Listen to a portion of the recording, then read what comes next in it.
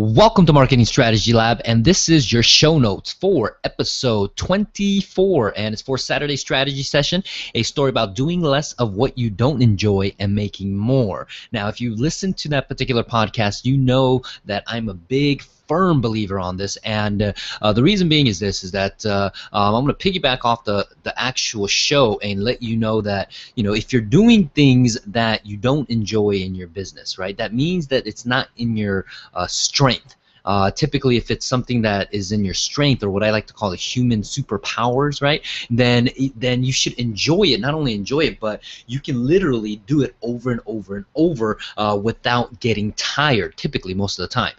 But a lot of entrepreneurs are doing things in their business that they don't enjoy, especially if they don't enjoy it, and they constantly do it and thinking that they're going to somehow break through and make a difference in their business. So what I want you to really focus on is to focus on what your strengths are. And the only way that you can figure out what your strengths are is, I've talked about this in a previous episode on a podcast, where you got to figure out what your strength is. Each individual, I'm a firm believer, that has a unique ability, a unique strength that they can use to grow their business, right? Some people are a lot more personable, right? Face-to-face, that kind of stuff. Some people are more of a cognitive type of individual. They can think and process information a little bit more different, things like that, right? So some people are just great salespeople by nature. For me, for one, I am not. Everything has been trained, and I learned it over the course of time, versus some people are naturally gifted and born that way, right? So those are some of the things that you have to really figure out in your business, because if you don't, then trust me, you're going to hit what we call burnout phases, where you're making money and you're doing well, but then suddenly you're going to be like, oh my God, maybe this isn't for me, or maybe, hey, you know what, I want to do something else, and that kind of stuff, So there's a quote right here. I will always choose a lazy person to do a difficult job, because he will find an easy way to do it, and it's by actual Bill Gates. And it's unique, because I call myself the laziest hard worker. It's because I try to find shortcuts in everything that I do, and if I do something, I try to make it so that way I can go ahead and document that, and then turn it into a process to be able to delegate it out to someone else that I can oversee or manage, or someone on my team, like a project manager, can oversee and manage, because that's the only way that you can truly be able to grow any business whatsoever. So depending on where you're currently at in your business cycle, right? I talk about this a lot, where I say there's four business cycle, like you're going through it, right? Like if you're growing, right? Like you have your infant stage, then you have your adolescent stage, then you have your early adulthood, and then you have your adulthood life, right? So things like that. So in business, it's the same thing. You have first what we call the startup phase, right? And you're just scrambling just to make money. So you're trying to maybe do all this kind of stuff, hoping that I hope that it's in the same vertical. And then you're trying to make some type of money, and your goal is, once you have what I like to call income from doing whatever it is, right, then you have a system in place, and you have actual about 6 months worth of reserve from profits. Okay, again, I can't say this enough. Profits. Then you're out of that phase, and you go into what we call the growth phase, the initial growth phase. And the initial growth phase, this is where more procedures come in. And by this time, you should have a solid, what I like to call a go-to move, right?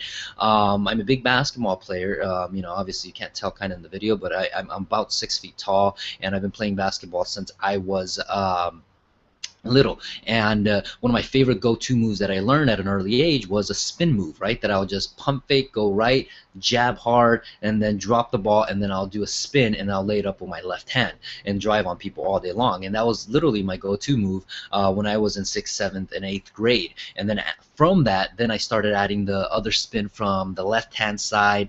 Then I started adding more of the pump fake, started adding more of the crossover, that kind of stuff. So in business, it's the same thing. If you're in the initial growth phase, you got to figure out what your go-to move is. So that way you know that if you do this, and if that happens, then you're going to be able to make X. So in the online world, let me add this, that your numbers, and all businesses, in my opinion, is an arithmetic business, meaning that for you to be successful and actually not just make money, but make money and survive, but also thrive at the same time, you have to know your numbers. Like in online, you have to figure out where to buy the traffic, how much it costs you to acquire that lead, cost per lead, right? And then from there, you got to figure out what the conversion rate from that lead to a sale and how much money you make off that particular sale, right? So if you know that for each sale, and obviously a disclaimer here, you make, let's just say $5 per every lead because it's a low-end product. If you can acquire that customer at $1 a piece, okay, $1 a piece, so $5 you make on that email, but then you get it for $1, right? And if you have a conversion of 50%, then theoretically, right, you can actually make a different delta spread about $3 for every single time you actually do it, if that makes sense, right? Meaning that if you have $1 per lead, you spend $100, you're gonna get 100 leads, and if you have a 50% conversion rate on that, that means that you got 50 sales, right? For 50 sales, then let's just say you sell a $10 product, right? Then it's 50 times 10 is 500. 500 times, so you made $500. So meaning that you throw in $100 and you made $500, right? You're getting 5 to 1 on your money. So obviously my math was kind of off on that. So, but the point is, you get what I'm saying. You got to know your numbers better than anyone else, and that's what business is all about. And again, if your number is not your strength, okay, but you still have to know it. That's part of the business. Some people say, I'm not a numbers person, I can't figure out the numbers. No. If that's the case, you will never, ever have a successful business. So again, it's a numbers thing. You got to be able to read your balance sheet each and every time you actually do a campaign, run your business on, so again, it's a numbers game. So make sure that you follow along and hear what I always say in the podcast, which is most businesses who are struggling, most businesses that are not making enough cash flow or lack of cash flow or no cash flow at all, it's not a tactics problem. Okay, a tactic is like somewhere like, oh yeah, let's go buy some traffic here. Oh, let's do some SEO here. Oh, let's do this email and write it this way. No, it's more of a strategy problem, and it's a long-term strategy problem that they have. That's why they're in the position that they're in.